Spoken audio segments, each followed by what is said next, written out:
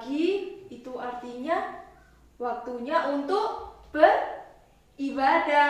Wah, adik-adik di rumah udah mandi semua ya? Udah rapi, udah siap untuk memuji Tuhan. Oh iya, jangan lupa disiapkan juga Alkitabnya. Jadi nanti kalau mau dengar cerita, nggak perlu bingung cari Alkitab. Nah, oke semuanya udah siap untuk memuji Tuhan? Siap ya? Oke, Kak Lea ajak kita semua untuk berdiri. Kita mau sama-sama menyapa Tuhan di pagi hari. Kita mau sama-sama bersyukur. Kita nyanyikan Selamat Pagi Tuhan.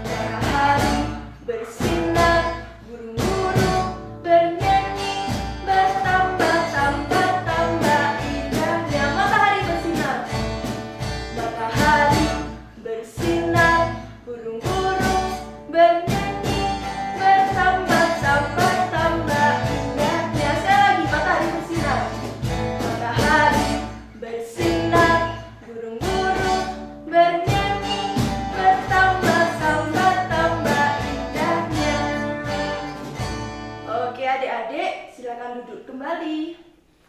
Sebelum kita melanjutkan puji-pujian kita, mari kita sama-sama membuka ibadah dengan berdoa. Tuhan Yesus, terima kasih untuk pagi hari ini. Kami boleh bangun, kami boleh beribadah sekolah minggu Tuhan. Tuhan kiranya Engkau berkati ibadah kami, berkati juga mama, papa, atau kakak yang mendampingi kami, agar kami boleh beribadah dari awal sampai akhir. Terima kasih Tuhan, hanya di dalam nama-Mu kami telah berdoa. Amin. Nah, adik-adik tadi kita sudah menyanyi Selamat Pagi Tuhan, dan kita juga bersyukur karena apa? Tuhan menyertai kita. Pagi hari kita bisa bangun, bisa mandi, bisa merasakan udara di pagi hari. Nah, walaupun ibadah kita tidak bisa di gereja, tidak bisa bersama-sama, tapi kita bersyukur kita masih diberi kesempatan untuk beribadah online. Kita bersyukur Tuhan memberi berkat melalui mama papa, sehingga bisa beli kuota buat beribadah online. Nah, adik-adik percaya ya, walaupun kita nggak bersama, tapi Tuhan hadir di ibadah kita pada pagi hari ini ya. Tuhan hadir di setiap hati kita. Nah, Kak Lea mau ajak kita semua berdiri lagi. Kita mau nyanyikan Tuhan Allah di tengah kita. Karena Tuhan pagi ini juga hadir beribadah bersama-sama dengan kita.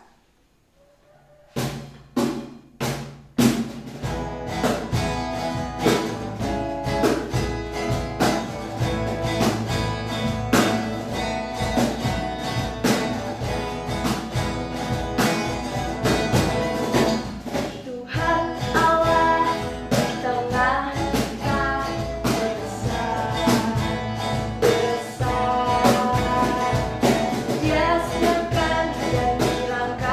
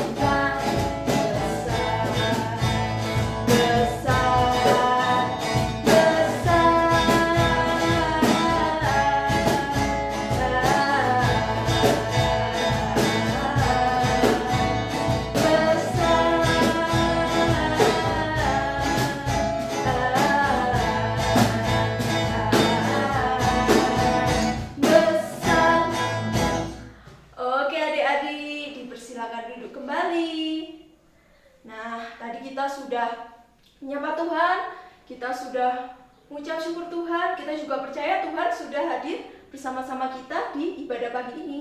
Nah, sekarang tiba saatnya kita akan mendengarkan cerita yang akan disampaikan oleh Kakak Lisa. Tapi sebelumnya kita mau sama-sama nyanyi Ku Ingin Dengar Cerita.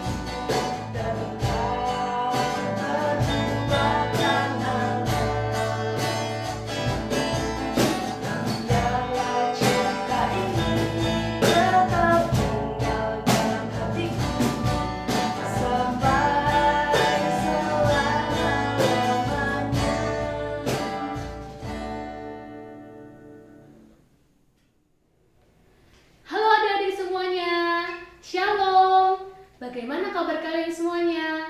Kak Lisa berdoa semoga adik-adik dimanapun berada dalam keadaan yang sehat. Kak Lisa juga bersyukur hari ini kita masih punya kesempatan untuk belajar dari firman Tuhan. Sudah membawa Alkitabnya masing-masing? Kalau sudah, adik-adik bisa cari tempat duduk yang nyaman supaya kita bisa bersama-sama mendengarkan dan memahami firman Tuhan dengan baik. Sebelumnya, Kak Lisa mengajak kita semua untuk berdoa. Terima kasih Tuhan Yesus, kami masih punya kesempatan untuk memuji Tuhan dan juga sekarang kami mau mendengarkan firman-Mu. Tolong kami Tuhan, supaya kami bisa mengerti firman-Mu hari ini. Di dalam nama Tuhan Yesus kami berdoa. Amin. Ya, adik-adik, kalau adik-adik mengikuti kebaktian anak mulai dari beberapa minggu yang lalu sampai hari ini, pasti adik-adik sudah tahu bagaimana kisah atau cerita yang diceritakan oleh kakak-kakak melalui firman Tuhan tentang bangsa Israel. Nah, bangsa Israel ini sedang menempuh perjalanan menuju ke tanah Kanaan atau tanah perjanjian yang dijanjikan oleh Tuhan kepada bangsa Israel. Setelah menempuh perjalanan yang cukup panjang adik-adik, akhirnya bangsa Israel sebentar lagi akan tiba di tanah Kanaan. Yeay! Tapi sebelum itu adik-adik, Tuhan punya perintah nih kepada bangsa Israel. Tuhan menyampaikan sebuah perintah melalui pemimpin bangsa Israel. Siapa pemimpin bangsa Israel? Musa, betul. Nah, kira-kira apa ya perintah Tuhan untuk bangsa Israel? Yuk, kita buka Alkitab kita dari kitab Bilangan. Kita buka kitab Bilangan pasal yang ke-13. Bilangan 13 ayat 1 dan 2. Kak Lisa akan membacakan untuk kita semua. Tuhan berfirman kepada Musa, "Suruhlah beberapa orang mengintai tanah Kanaan yang akan kuberikan kepada orang Israel. Dari setiap suku nenek moyang mereka, haruslah kau suruh seorang, semuanya pemimpin-pemimpin di antara mereka."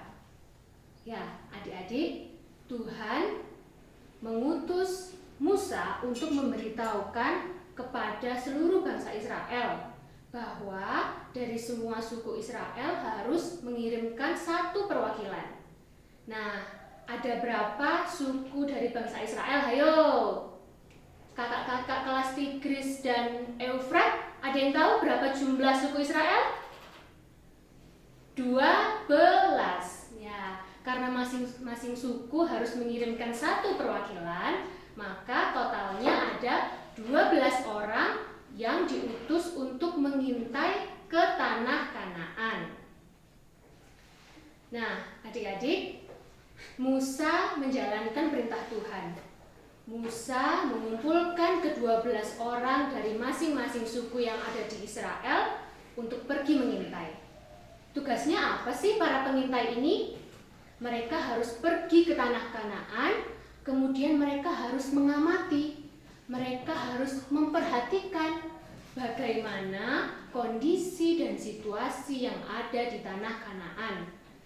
Seperti apa kota-kotanya di sana, seperti apa orang-orang yang ada di sana, apakah tanah Kanaan itu subur atau tidak, dan lain sebagainya.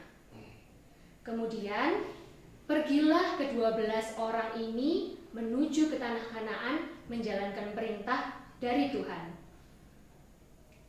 Setelah 40 hari lamanya ke-12 pengintai ini menjalankan tugas mereka, mereka kembali kepada bangsa Israel dan melaporkan apa yang sudah mereka lihat. Adik-adik, mereka juga membawa pulang hasil bumi berupa buah anggur, buah delima, dan juga buah ara.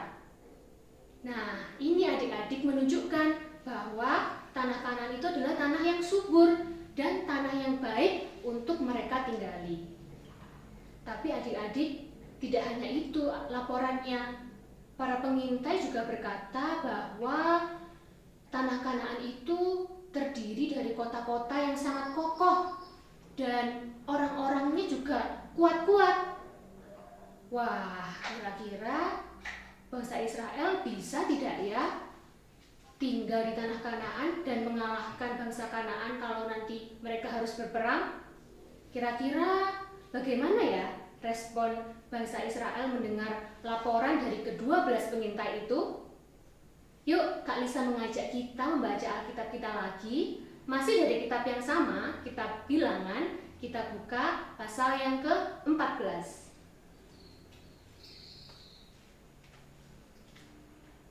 Bilangan pasal 14 ayat 2 dan 3. Adik-adik boleh membacanya juga di rumah. Kak Lisa akan membacakan untuk kita semua hari ini. Bersungut-sungutlah semua orang Israel kepada Musa dan Harun. Dan segenap umat itu berkata kepada mereka, "Ah, sekiranya kami mati di tanah Mesir atau di padang gurun ini. Mengapakah Tuhan membawa kami ke negeri ini, supaya kami tewas oleh pedang dan istri serta anak-anak kami menjadi tawanan? Bukankah lebih baik kami pulang ke Mesir?" Adik-adik, ternyata bangsa Israel merasa takut. Mereka takut kalau mereka tidak bisa mengalahkan bangsa Kanaan. Dan mereka bersungut-sungut, mereka mengeluh kepada Tuhan. Jangan-jangan Tuhan sengaja ya membawa kita ke sini untuk mati. Waduh, ternyata bangsa Israel ini adik-adik meragukan kuasa Tuhan. Padahal selama ini, selama mereka menempuh perjalanan mulai dari Mesir, melewati padang gurun, sampai sebentar lagi akan sampai ke tanah Kanaan, Tuhan sendirilah yang memelihara mereka. Dan sudah banyak peristiwa, banyak sekali pengalaman, serta mujizat-mujizat yang mereka alami, yang asalnya adalah dari pemeliharaan tangan Tuhan. Wah, ternyata bangsa Israel justru sudah kurang percaya ya kepada Tuhan. Tapi adik-adik, di antara ke-12 pengintai itu ada 2 orang yang percaya, yang beriman, dan meyakinkan bangsa Israel untuk tetap percaya. Siapa mereka? Namanya adalah Yosua dan Kaleb. Kak Lisa ulangi sekali lagi, Yosua dan Kaleb. 2 orang ini adik-adik menguatkan bangsa Israel bahwa kalau Tuhan sudah berkehendak, kalau Tuhan sudah berjanji, pasti Tuhan akan menepati janjinya dan menolong bangsa Israel menghadapi permasalahan mereka, dan pada waktunya nanti mereka akan bisa tinggal di tanah Kanaan. Nah, adik-adik, melalui firman Tuhan hari ini kita kembali belajar seperti tema yang sudah adik-adik lihat di awal tayangan, yaitu Allah lebih besar kuasanya daripada segala masalah yang ada di dunia ini, daripada apapun yang ada di dunia ini. Oleh karena itu, kita harus percaya dan beriman kepada Tuhan bahwa Ia juga akan menolong kita. Kalau adik-adik ada yang merasa takut, ada yang merasa ragu-ragu, ada yang merasa bingung, apa yang harus kita lakukan? Datang kepada Tuhan. Waktu kita berdoa, kita boleh kok menyampaikan apa yang kita rasakan, apa yang membuat kita merasa takut, apa yang membuat kita merasa bingung, dan lain sebagainya. Kita ungkapkan itu kepada Tuhan karena kita percaya Tuhan akan menolong kita, Tuhan akan memelihara kita dan menjawab doa kita tepat pada waktunya, sehingga kita tetap beroleh kekuatan dan semangat untuk menjalani kehidupan kita. Amin. Nah, adik-adik, sekarang kita akan membaca ayat hafalan kita pada hari ini. Kita buka Alkitab kita sekali lagi ya. Kita buka dari kitab Mazmur. Kita buka Mazmur pasal 135 ayat 5. Sudah ketemu? Kita akan baca bersama-sama ya adik-adik. Kita baca terlebih dahulu mulai dari alamatnya, setelah itu kita baca isi ayatnya. Siap? 1, 2, 3. Mazmur 135 ayat 5. Sesungguhnya aku tahu bahwa Tuhan itu maha besar dan Tuhan kita itu melebihi segala Allah. Sekali lagi adik-adik. 1, 2, 3. Mazmur 135 ayat 5. Sesungguhnya aku tahu bahwa Tuhan itu maha besar dan Tuhan kita itu melebihi segala Allah. Selamat menghafalkan ayat hafalan hari ini ya adik-adik, dan selamat mempraktekkan firman Tuhan di dalam hidup kita sehari-hari. Sekarang Kak Lisa akan mengajak kita semua untuk menutup firman Tuhan di dalam doa. Mari kita berdoa. Tuhan Yesus, kami berterima kasih untuk firman-Mu yang sudah kami pelajari hari ini. Tuhan Yesus, kami mau belajar untuk tetap percaya dan tetap beriman kepada Tuhan saja. Karena kami yakin hanya Engkau yang dapat kami andalkan di dalam kehidupan kami. Terima kasih Tuhan, kami sudah berdoa dan mengucap syukur. Amin. Ya, adik-adik, untuk meresponi firman Tuhan, Kak Lisa mau mengajak kita semua bangkit berdiri. Kita mau menyanyikan satu lagu yang berjudul Allahku Besar. Kita bernyanyi sambil bergerak ya.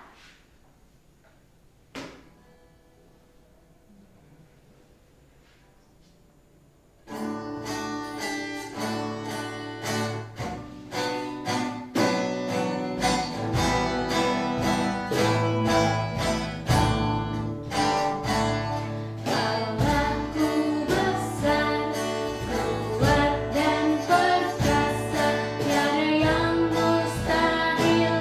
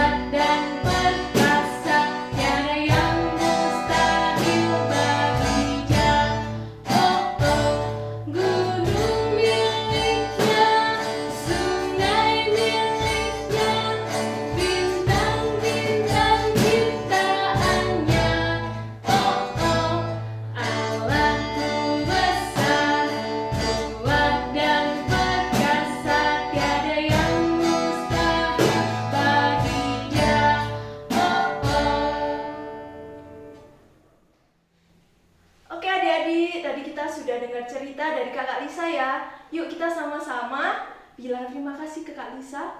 Terima kasih Kakak Lisa untuk ceritanya. Sama-sama ya. 1, 2, 3. Terima kasih Kakak Lisa untuk ceritanya. Oke. Nah sekarang kita akan masuk ke dalam doa syafaat. Nah, doa syafaat kali ini akan dipimpin oleh Kakak Clara. Silakan Kakak Clara. Mari kita berdoa. Tuhan Yesus, terima kasih untuk pagi ini karena kami masih bisa tetap mengikuti sekolah minggu online, dan juga berkati teman-teman kami, papa mama, kakak adik. Tuhan berkati kesehatan kami semua, dan juga berikanlah semangat kepada kami semua karena kami hanya melakukan aktivitas di rumah saja. Dan juga berikanlah kesabaran kepada mama papa yang menemani kami dalam aktivitas hari-harinya, dan juga berkati teman-teman kami yang sakit. Tuhan, jamah teman-teman kami yang lagi sakit, berikanlah kesehatan, dan juga berkati negara kami yang terkena COVID-19. Tuhan berkati supaya COVID-19-nya cepat berakhir, supaya kami bisa bersekolah kembali dan mengikuti ibadah di gereja lagi. Dalam nama Tuhan Yesus kami berdoa dan mengucap syukur. Amin. Terima kasih Kakak Clara yang sudah berdoa syafaat. Nah, adik-adik kita sudah di penghujung ibadah. Nah, jangan dilupakan ya tadi firman Tuhannya yang sudah disampaikan oleh Kakak Lisa.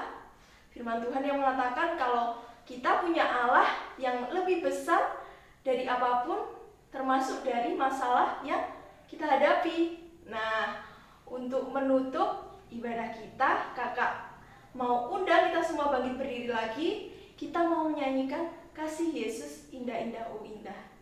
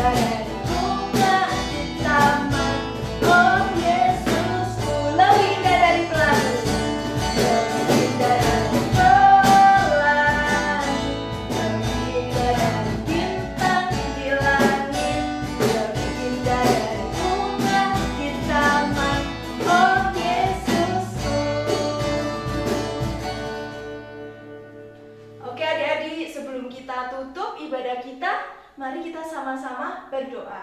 Kita lipat tangan, tutup mata, mari kita berdoa. Tuhan Yesus, terima kasih karena Tuhan telah menyertai ibadah kami di pagi hari ini.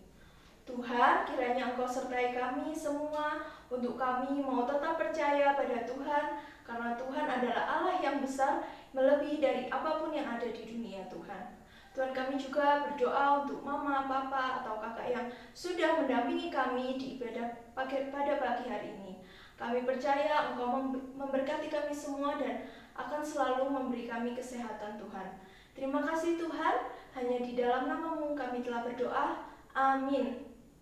Nah adik-adik, ibadah kita sudah selesai. Jangan lupa kalau keluar rumah tetap pakai masker. Jangan lupa untuk rajin cuci tangan. Dan makan makanan yang teratur agar tetap sehat di tengah suasana yang sangat membahayakan kita karena ada virus di luar sana. Oke, sampai jumpa di